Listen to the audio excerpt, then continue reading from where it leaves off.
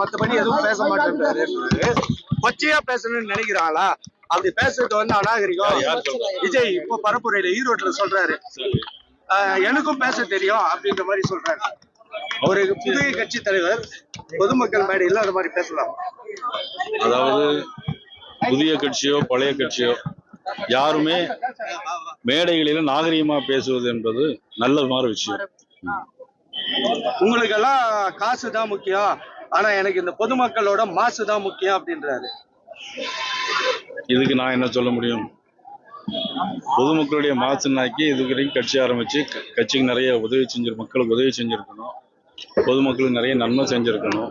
வெறும் கூட்டத்தை மட்டும் மாசு மட்டும் காட்டி என்ன பிரயோஜனம் இருக்கு? அதே போல விஜய் வரவே கூடாதுன்னு சொல்லிட்டு அவங்களோட விமர்சனங்களை அதிகமா வைக்கிறாங்க. அதுக்கு ஏத்த மாதிரி அவர் வந்து ஒரு தலைவரா கட்டமைவே இல்லை. அவர் வந்து விமர்சனங்கள் தான், அவர் எதிர் விமர்சனங்கள் தான் அதிகமா இருக்கு அவர் பேர்ல. அவர் எழுதி கொடுத்ததுதான் ரொம்ப சத்தமா டைலாக் மாதிரி படிக்கிறாரு அப்படின்ற குற்றச்சாட்டை வலைதளங்கள்ல பொதுவான மக்களுமே சொல்லிட்டு வராங்க. நீங்க உங்களோட பார்வையில அவரை எப்படி பாக்குறீங்க? அவரை வந்து பிஜேபியோட பி டீம் அப்படின்னு சொல்லிட்டு அவரை ரெப்ரசென்ட் பண்றாங்க. இந்த சூழ்நிலையில அவரோட இதெல்லாம் எடுபடுமா? அதாவது பிஜேபியுடைய பி டீம் அப்படின்னு சொல்லிட்டு ஒரு வதந்தியை பரவ விட்டுட்டே இருக்காங்க திமுகவினர்.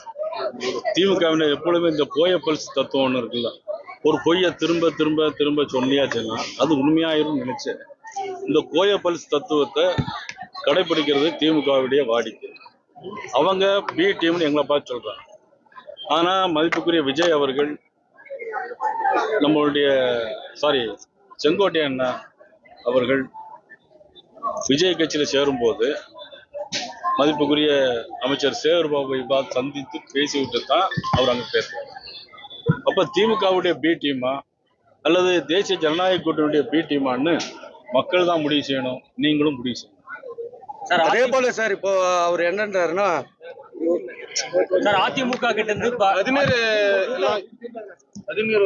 இப்ப காங்கிரஸோட கூட்டணி பேச்சுவார்த்தை வைக்கிறதா இப்ப பேசும்போது நீங்க சொன்னீங்க, அது நான் கூட்டணி பேச்சுவார்த்தை வைக்கலாம்னு மறைமுகமா இல்ல. நான் என்ன சொன்னேன் அப்படின்னு வந்து பத்திரிகையாளர்கள் வந்து முதலமைச்சர் கிட்ட கேட்க மாட்டேன்றாங்க.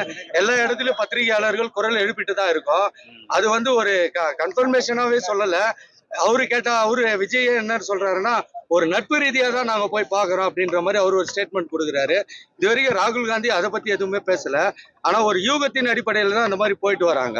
ஆனா திமுக என்ன சொல்லுதுன்னா, எங்களுடைய கூட்டணி வந்து பலமா தான் இருக்கு. இல்ல, அதாவது மதிப்புக்குரிய விஜய் அவர்கள் காங்கிரஸ் கூட்டணியில யாரையும் சந்தித்து பேசினாரா இல்லையாங்கிறத அவர் தெளிவுபடுத்தணும். அவர் தெளிவுபடுத்தினால்தான் நமக்கு தெரியும். அதே போல செங்கோட்டையன் இப்போ ஒரு பட்டம் கொடுத்திருக்காரு. அதிமுக காப்பாற்றணும்னு டெப்டி சிஎம் உதயநிதி ஸ்டாலின் சொல்றாரு. அதாவது ஒரு பழமொழி உண்டு, அந்த பழமொழியை சொன்னா இப்ப நல்லா இருக்காது. ஆடு நனைகிறதுன்னு யாரோ கவலைப்பட்டது மாதிரி, ஆடு நனைகிறது யாரோ கவலைப்பட்டது மாதிரி ஒரு பழமொழி உண்டு. அது மாதிரி அதிமுக திமுக எதிர் கட்சி. அதிமுக காப்பாற்ற வேண்டிய அவசியம் இவங்களுக்கு என்ன வந்திருக்கு? அதிமுகவோடு பாரதிய ஜனதா கட்சி இன்னைக்கு நேற்று கூட்டணி வைக்கிறது. 1998 புரட்சி தலைவர் அம்மா இருக்கும்போது ஜனவரி 1, 1998 திருநெல்வேலி நடைபெற்ற மாநாட்டிலே மதிப்புக்குரிய அத்வானி அவர்கள், மாண்புமிகு புரட்சி தலைவர் அம்மா அவர்கள் எல்லாம் கலந்து கொண்டு அன்னைக்கே கொண்டாங்க. ஒரு கூட்டணி வச்சிருந்தாங்க. ஆனா 90 அதே விமர்சனம் பண்ணாங்க, மதிப்புக்குரிய கலைஞர் விமர்சனம் பண்ணாங்க. ஆனா 99 அதே பாரதிய ஜனதா கட்சியோடு திமுக கூட்டணி வைத்ததா இல்லையா? ஆக இவங்களுக்கு வேணும்னா ஒண்ணு பேசுவாங்க, வேண்டாம்னா ஒண்ணு பேசுறாங்க. சார், இப்போ ஈரோட்ல வந்து அவரை வந்து ஒரு அரசியல்வாதியாவே பேசல. பட் இன்னைக்கு அவர் வந்து இப்போ மேடையில பேசியிருக்காரு. இப்போ விஜய் திமுக வந்து தீய சக்தி, இவங்களோட தாவக வந்து தூய சக்தி அப்படின்ற மாதிரி பேசியிருக்காருங்க. இதோட முன்னுக்கு பின் முரணான ஒரு இதுவா இருக்கு. ஏதோ இந்த ஒரு வார்த்தையை கரெக்டா பேசியிருக்காரா இல்ல? புரட்சி தலைவர் எம்ஜிஆர் அதைத்தான் சொன்னார், அதைத்தான் இவர் சொல்லியிருக்காரு. சார், உதயநிதி ஸ்டாலின் திருவண்ணாமலையில சொன்னாரு, கார்ல பேட்டரி இல்லைனாலும் தள்ளி ஸ்டார்ட் பண்ணிடலாம். ஆனா வந்து எடப்பாடி பழனிசாமி இன்ஜினே இல்லாத லாரியை மூவ் பண்ணன்னு இன்ஜின்னு குறிப்பிட்டு பாஜகவை சொல்றாரு. அவங்க தொடர்ந்து சொல்றது என்னன்னா, தமிழகத்துல வந்து தாமரை மலர்றதுக்கு வாய்ப்பே கிடையாது, மலரவே மலராதுன்றாங்க. தாமரை மலராதுன்னு இவர் எப்படி சொல்ல முடியும்? தேர்தல் வரணும், தேர்தல் தேதி அறிவிக்கணும், கூட்டணி பேச்சுவார்த்தை முடியணும், மக்கள் வாக்களிக்கணும். திமுக என்னைக்காவது தொடர்ந்து ஜெயிச்சிருக்கா? இதே மதிப்புக்கு உதயநிதி ஸ்டாலினுக்கு நான் கேள்வி வைக்கிறேன். திமுக என்றாவது மக்கள் செல்வாக்கோடு தொடர்ந்து ஜெயிச்சிருக்குதா? 1967 என்ன நடந்துச்சு? திமுக ஜெயிச்சு.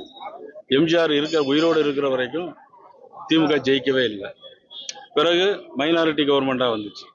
இந்த தடவை எப்பெல்லாம் அதிமுக ஒரு பிரச்சனை வருதோ அப்பெல்லாம் திமுக ஆட்சிக்கு வந்திருக்கே தவிர திமுக மக்கள் செல்வாக்கோடு என்னைக்குமே ஆட்சிக்கு வந்தது கிடையாது.